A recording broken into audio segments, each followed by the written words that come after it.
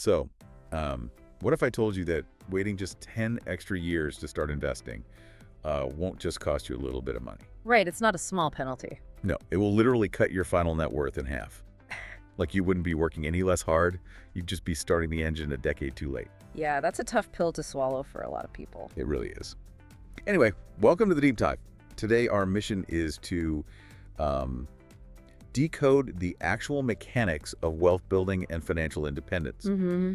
And we've got a massive stack of financial guides on the table for this. We're pulling from Money Hub NZ, Sorted, Saxo Bank, and the USAA Educational Foundation. It's honestly a fantastic mix of sources today, mostly because it bridges the gap between the rigid, granular math of debt and the incredibly messy psychology of human behavior. Totally. Because most people fundamentally misunderstand the single most powerful mathematical force in the financial universe, or they fall into these highly predictable psychological traps. Okay, let's unpack this. Because before we even talk about what specific things you should buy or invest in, we have to understand the math that powers all of it. And exactly, the foundational math. Right. Compound interest. I always picture it like a snowball rolling down a hill. That's the classic analogy, yeah. Yeah. At first, you're just picking up a little bit of new snow. Mm-hmm. But as the snowball gets bigger, the surface area expands. So now it's gathering new snow plus snow on top of the snow it just picked up a second ago. And that expanding surface area is, it's the perfect visualization of the difference between simple interest and compound interest. How so? Like mathematically? So simple interest means you only ever earn a return on your initial principal. The original snowball never actually expands its reach. Oh, gotcha. But compound interest means you earn interest on the principal plus all the previously earned interest. I mean, it's so mathematically potent that Albert Einstein reportedly called it the eighth natural wonder of the world. Which is saying something coming from the guy who, figured out relativity. It really is. And Warren Buffett, who is arguably the most successful investor in modern history, he's famously quoted as saying his wealth comes from a combination of living in America, having some lucky genes, and compound interest. Okay, so to see the mechanics of why, let's look at a basic math breakdown from the Money Hub source. Yeah, let's run the numbers. Let's say you invest $10,000 at a 5% interest rate. If it's simple interest, you earn $500 flat each year, right? Correct. Year 1, 500. Year 10, 500. It never accelerates. It's just a linear trudge. It's boring. Very boring. But if that 5% is compounded, the math physically changes. Year 1, you earn your 500. But in year 2, you aren't earning 5% on 10 grand anymore. Because the snowball got bigger. Exactly. You're earning 5% on $10,500, so you earn $525. Right. Okay. Then in year 3, you're earning 5% on $11,025, which gives you $551.25. Yeah. Over just 3 years, your total interest is $1,576.25, and that curve is only getting steeper the further out you go. And I noticed in the research that it's not just the rate that matters. Right. It's the actual frequency of the compounding. Like the speed at which they apply that new snow to the snowball. Oh, compounding frequency is a vital, but often totally overlooked detail. Break that down for me. Okay, let's take that same $10,000 at 5% over 3 years, and let's factor in a 28% tax rate just to make it realistic. Sure. If it compounds quarterly, say in a standard bank term deposit, your future value after tax is $11,157.43. All right. But if it compounds monthly, like in certain cash funds, it reaches $11,162.60. Okay, but honestly, a lot of people are going to hear $5 difference over 3 years and think, who cares? Right, it sounds tiny. Right, but we have to zoom out. Because over decades, that tiny microscopic friction of getting your interest applied slightly faster means that your new money starts earning its own interest sooner. Precisely. So over 30 or 40 years, that literally changes your net worth by thousands of dollars. Which brings us to the ultimate fuel for the compound interest engine, which is time. Time, yeah. The longer you let it run, the more exponential the growth becomes. And this is where the case study of Sam and Alex completely blew my mind. Listen to this math. Great example. Right. So Sam starts investing $2,000 a year at age 25. Alex starts investing the exact same amount, $2,000 a year, but waits until age 35. A 10-year delay. Exactly. Assuming they both get a 5% return, Sam finishes at age 65 with $241,599.55. But Alex finishes with only $132,877.70. It is a staggering $108,000 difference. Half. He basically has half the money. Exactly. Sam essentially has double the money purely because she gave the snowball a 10-year head start. I mean, she didn't work any harder, she didn't pick better stocks, she just started the engine earlier. So for everyone listening, the practical application of this requires consistent contributions, regardless of what the economy is doing. You have to keep feeding it. Right. It requires reinvesting your earnings, meaning you don't cash out those dividends to buy a new TV. You let them buy more snow for the snowball. Yes, reinvestment is key. And you have to utilize the vehicles designed to maximize this, like KiwiSaver in New Zealand or a 401k match in the U.S. Absolutely. Because those systems literally inject free money into your compounding equation. Free money is the best money. Always. With KiwiSaver, for example, you contribute, but your employer also matches 3% of your salary. Right. Plus, the government provides an annual top-up of around $260. So that's free principal being added to your account, which then immediately begins compounding on your behalf. But this brings me to a massive red flag. Okay, what's that? If compound interest is this universally understood, incredibly powerful engine for wealth, it has to be equally destructive if you point it in the wrong direction. Oh, absolutely. The math works both ways. Right. So if the math is this clear, how do so many smart people get trapped in cycles of debt? Like, are the banks just rigging the system against the average person? It's a fair question, and the insights from Christopher Walsh at Money Hub actually validate exactly what you're sensing. Okay. Lending is an exceptionally profitable business because of the spread. The spread. Yeah, lenders are essentially borrowing money from the broader market at around 5% and then turning around and lending it out to consumers at 15 to 20% or, even higher. And that's a brutal profit margin. It's massive, and because it's so lucrative, lenders design specific tactics to keep borrowers paying interest for as long as mathematically possible. Like what? Well, they might offer a quote-unquote favorable new loan right as an old one is about to be paid off. Oh, wow. Keep them on the hook. Exactly. Or they push credit cards where the interest doesn't just compound monthly, it compounds. Daily. Like every single day. Daily, yes. Meaning the bank takes your annual percentage rate, divides it by 365, and applies that fraction to your balance every single night while you're sleeping. It never stops. The snowball is rolling over every 24 hours against you. Yeah. Let's look at the actual debt traps from the sources because the numbers are terrifying. Yeah, let's get into the case studies. Okay, let's take Jane. Jane has a credit card with a $7,000 balance. The interest rate is 23.99% compounding monthly. Ouch. Right. And she's doing what the credit card companies suggest, just paying the 3% minimum. See, here's the trap. When a borrower only pays the 3% minimum, they are barely covering the new interest that was just generated over the last 30 days. So the principal doesn't move. The actual principal, the original $7,000, hardly shrinks at all. So next month, she gets hit with 23.99% on almost the exact same amount again. I always think of it like trying to empty a swimming pool with a teaspoon while someone else has a garden hose running full blast into the deep end. That's a depressingly accurate visual. Right. You're working up a sweat, but the water level isn't dropping. And then you have Emily with a $10,000 personal loan at 15%, or Alex, who financed a $20,000 car at 12%. And the compounding happens so frequently on such high rates, it effectively swallows a person's future income. So how do you fight it? The strategy to kill compounding debt is the exact inverse of growing wealth. You have to aggressively dismantle the engine. Starve the snowball. Precisely. You alter those minimum payments to a higher fixed amount. Just to get over that interest hump. Exactly. Oh. Even an extra $20 a month bypasses the interest and attacks the principal directly. You can make manual repayments weekly instead of monthly to disrupt a lender's compounding cycle.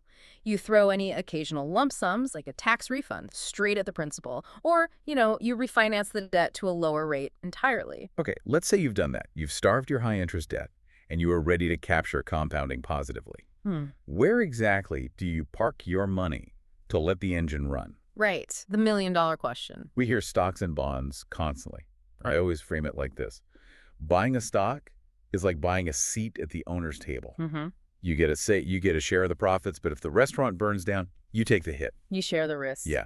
Buying a bond is like acting as the bank. You're issuing a loan to a government or a company, and you expect your regular fixed payments back.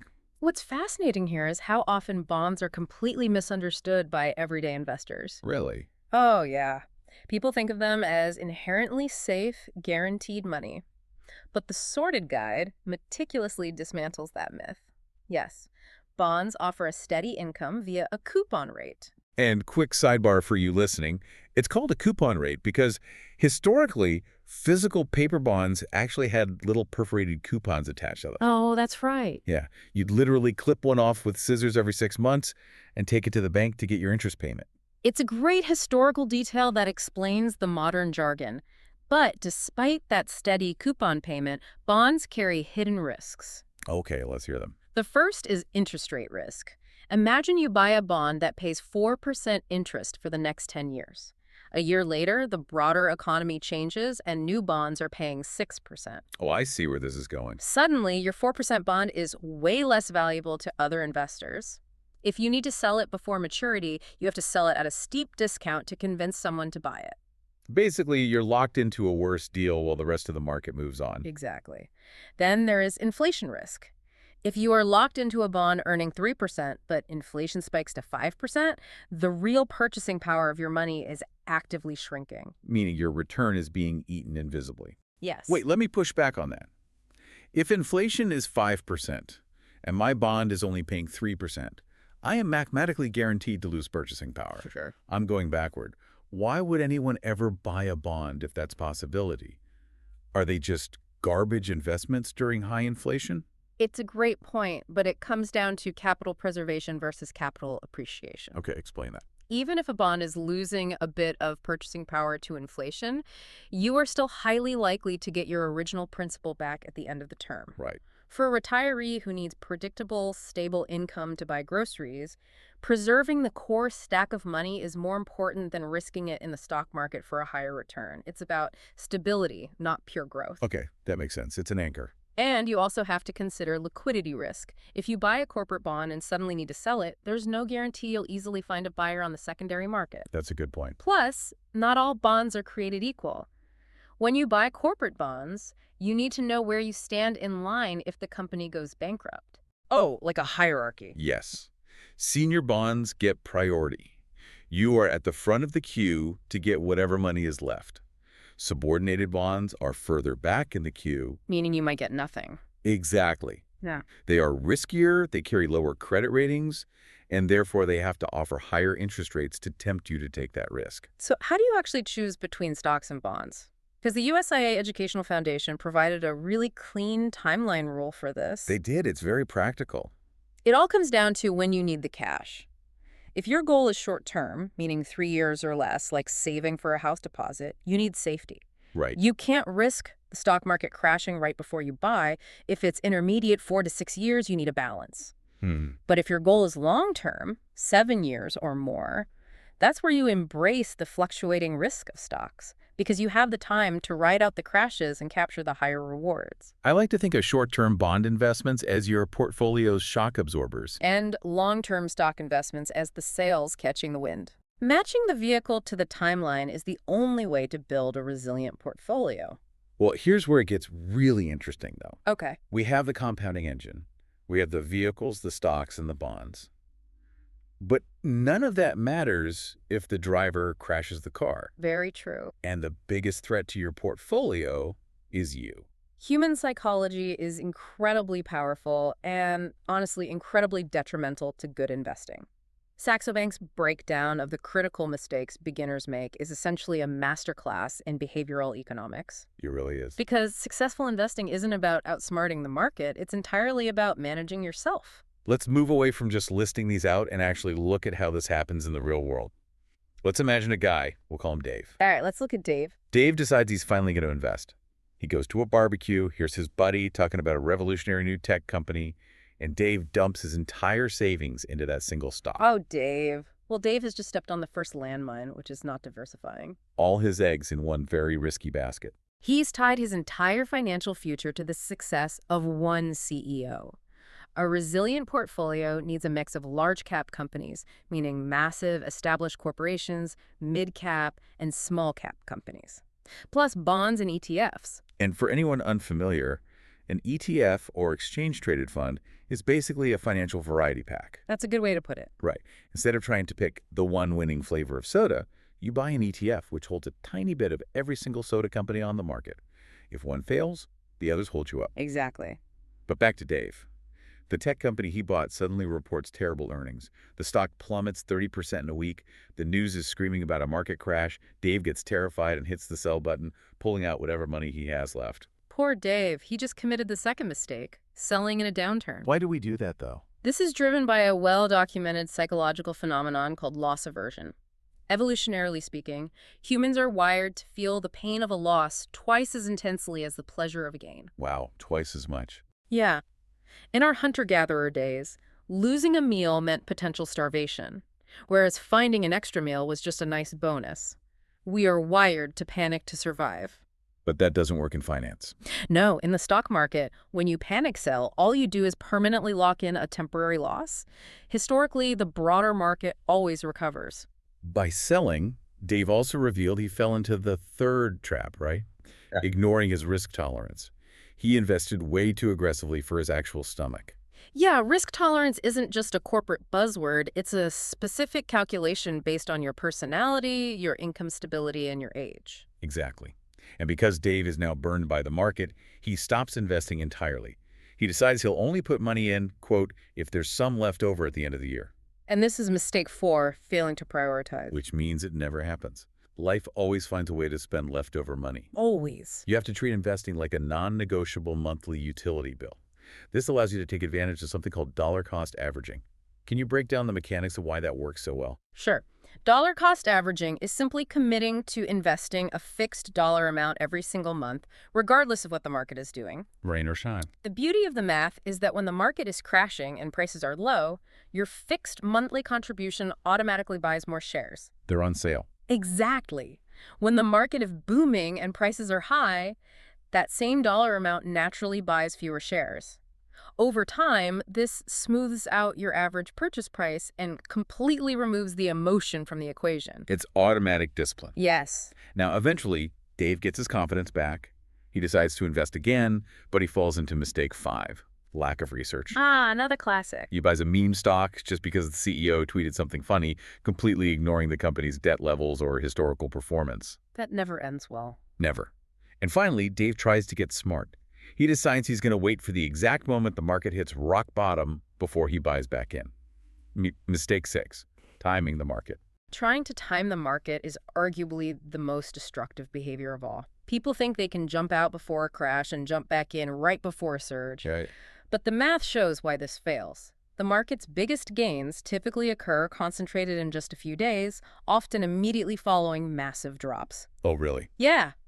If you are sitting in cash, waiting for the perfect time, and you miss just the 10 best performing days in the market over a single decade, your overall returns can be cut in half compared to someone who just stayed invested the whole time. Wow. Missing just 10 days over 10 years destroys half your wealth. It's wild, isn't it? That proves the old cliche, right? Time in the market consistently beats timing the market. It's mathematically irrefutable. All right, let's step back and look at the ultimate toolkit you've just gained from this deep dive. You now know how the snowball of compound interest physically expands. Mm-hmm. You know how to starve high-interest debt by attacking the principal directly.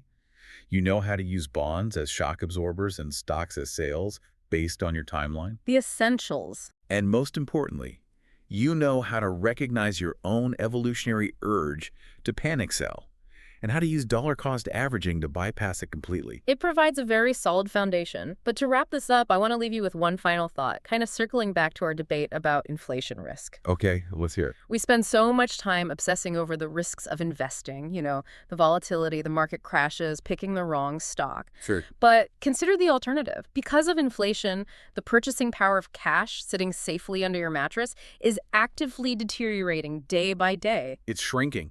Right. So, what if the absolute biggest financial risk you can possibly take is choosing not to invest at all, allowing inflation to silently compound against your uninvested savings? Wow, that completely flips the idea of playing it safe on its head. If wealth really is an engine, ignoring it doesn't mean it stays safely parked in the garage. It means it's slowly rusting away to nothing.